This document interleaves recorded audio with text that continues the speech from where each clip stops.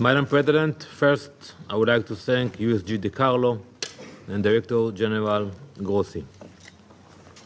Madam President, Israel has acted to prevent its destruction, and the world now stands at a crossroad between denial and clarity.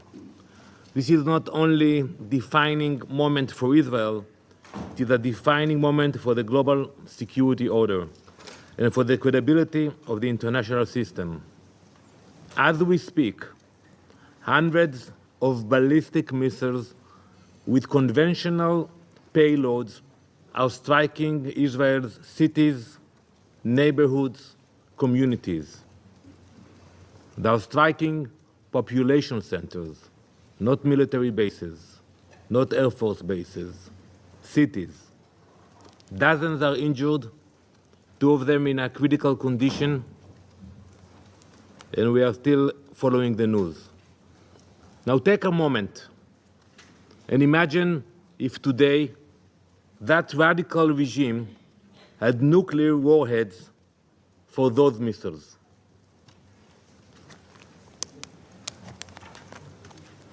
Last night, the State of Israel launched Operation Rising Lion, a preemptive military operation carried out with precision, purpose, and the most advanced intelligence at our disposal.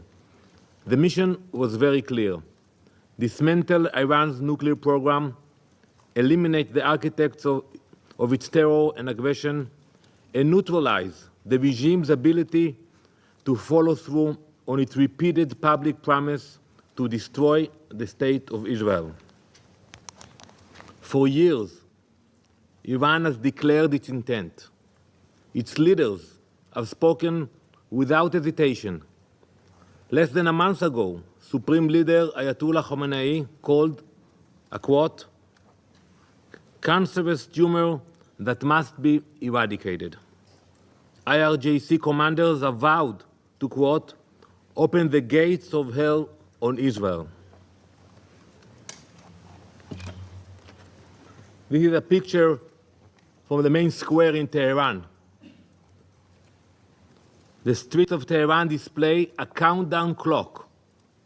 At the time of the photo, you can see it in Arabic, it was at 8,411 days. It is tracking the regime's planned timeline for Israel's destruction, paid by the government, putting it in the main squares in Tehran. These threats have been made on a near-daily basis. Never again will we dismiss such threats.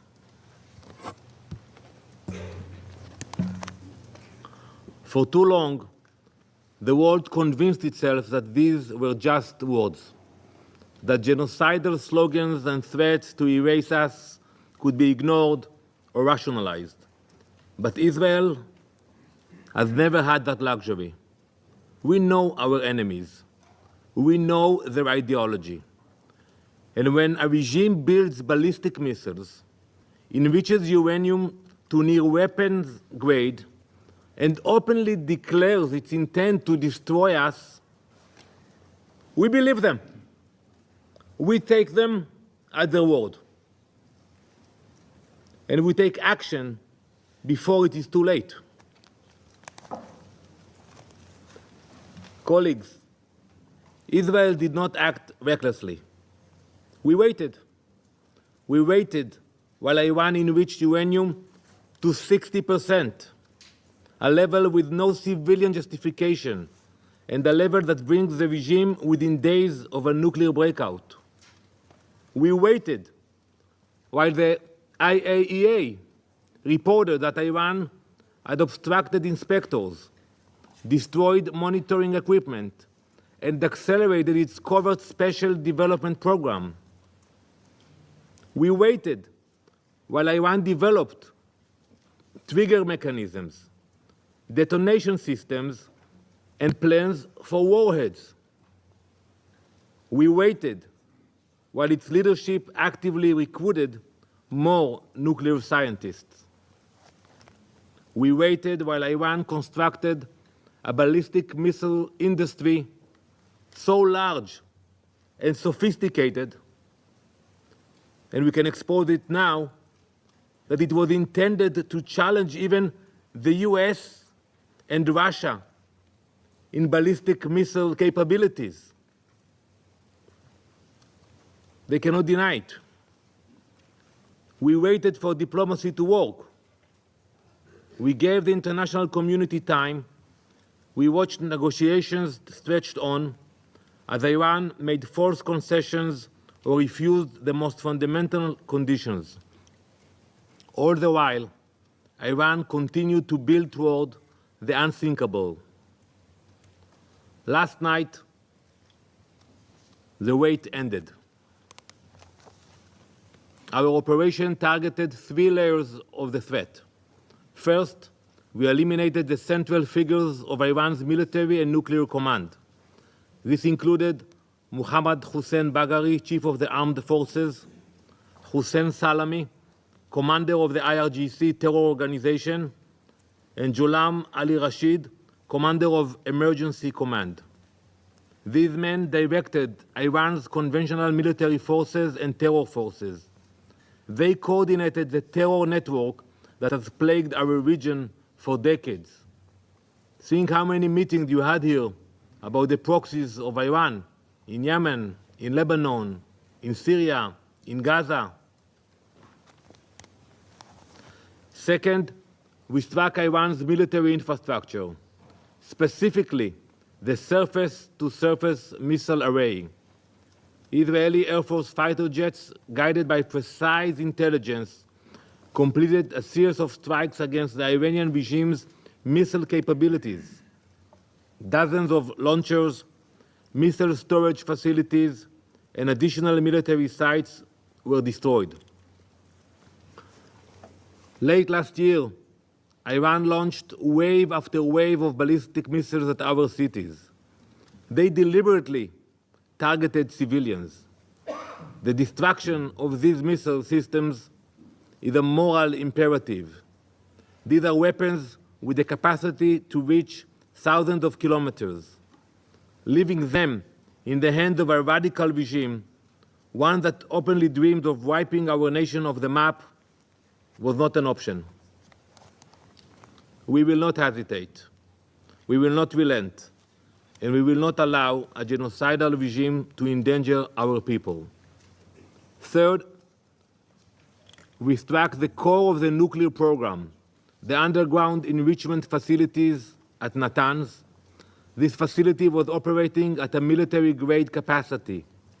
Intelligence confirmed that within days, Iran could have produced enough material for multiple bombs. We targeted the heart of that effort. Madam President, this operation was carried out because the alternative was unthinkable. How long did the world expect us to wait? How long? Let's speak about it. Until they assembled the bomb?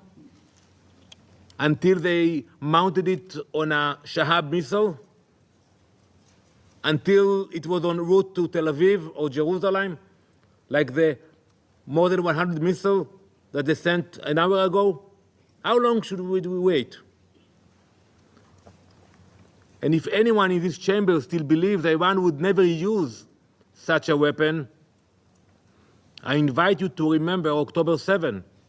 On that day, we saw what Iran's proxy Hamas was capable of. And then in Gaza, they did it with Kalashnikovs, with grenades. They butchered families, they burned children alive, they mutilated women. Imagine what the head of the snake would do with a nuclear warhead.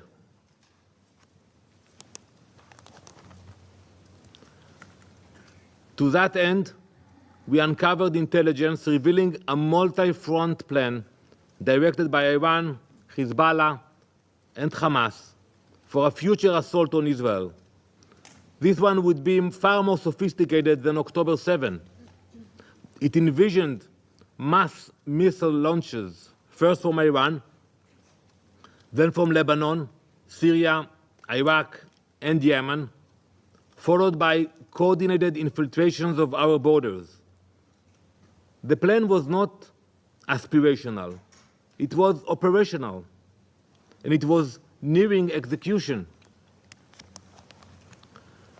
This Council has convened countless times in recent months. You have passed resolutions, called for restraint, demanded ceasefire. You met in emergency sessions when Hamas was under threat. But when Iran marched toward nuclear capability, you said nothing.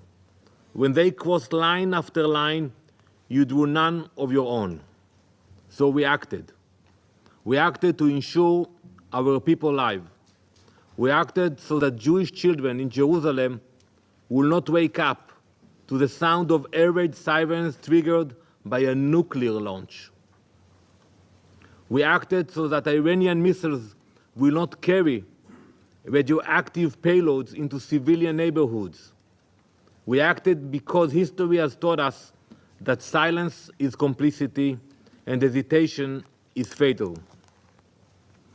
We acted because 80 years ago, the Jewish people made a promise to ourselves: never again. That promise applies to a nuclear holocaust as well. This was an act of national preservation. It was one we undertook alone, not because we wanted to, but because we were left no other option. We now turn to this Council, not for permission, but for recognition. Recognition that Israel did what the world should have done. Recognition that the Iranian regime violated every obligation they ever undertook. Recognition that Israel had the undeniable right and duty to defend its people from extermination. We urge the Council to condemn Iran's nuclear violations.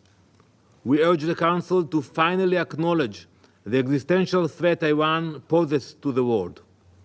We urge the Council to join us in our commitment to prevent their genocidal dreams from becoming a reality. But we also expect something even more basic: moral clarity. Stop equating aggressors with defenders. Stop treating a genocidal regime and a democracy under siege as two sides of the same coin. The Iranian regime was preparing for war. This war would have stretched across the Middle East, to Europe, to Asia, to the Americas. It would have been against the international order. We acted to prevent a threat that would endanger not only Israel, but the entire world. We will not sit quietly while our people are targeted. Not again, not ever. Empty words will not stop Iran. Israel will. We did not wait for the bomb to fall, and we will never allow that day to come. Thank you. Thanks for watching. Drop a comment below. Don't forget to like, share, and hit subscribe to stay updated with our latest content. Until next time, stay informed and inspired. This is Dejobnik signing off.